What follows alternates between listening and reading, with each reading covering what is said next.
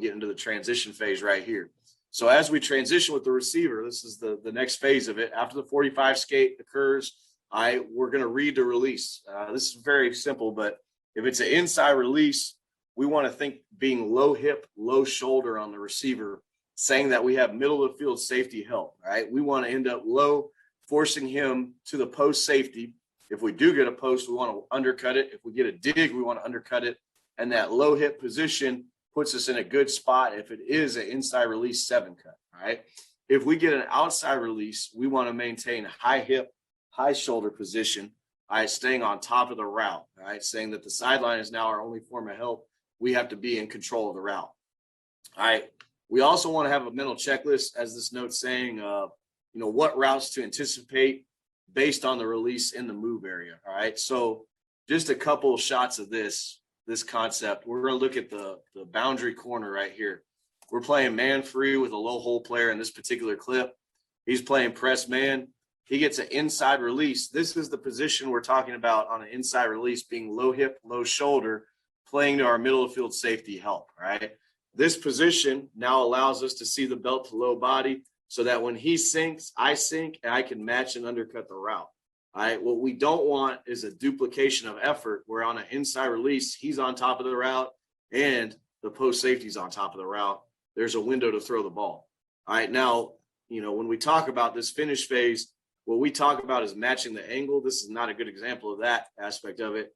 Out of the break, we would like to match the angle for 2 before our eyes get back to make sure we're on the angle of the reception point there. But that's an example. You can kind of see it come into frame here at the bottom, all right, of the undercut on a low hip, low shoulder body positioning. Here's another look of it. This is a couple days ago in spring. This is Trey Amos from Catholic New Iberia. He was a true freshman this year for us, played quite a bit. He was a high school quarterback. But this is a good job by Trey. Big square in front and press. And this is John Stevens from Logan Sport, transferred back from TCU, playing receiver.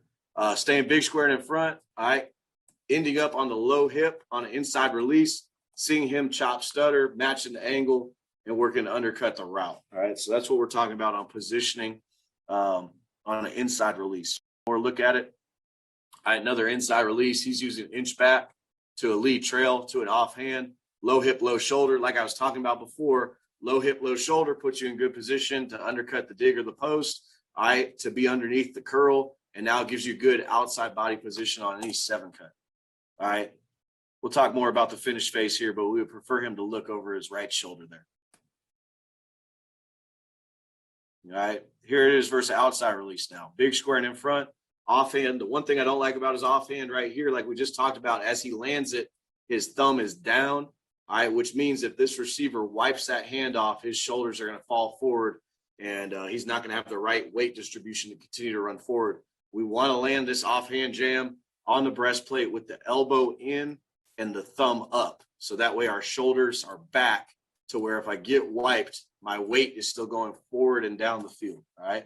What he is doing a good job of right here, though, is controlling the route on an outside release. We want to be high hip, high shoulder. So now we want his vision and his eyes to be on that far side hip to maintain frontal and on top position. He's also doing a good job when we talk about defending the back shoulder, which we can talk more about. We're seeing the belt to low body here.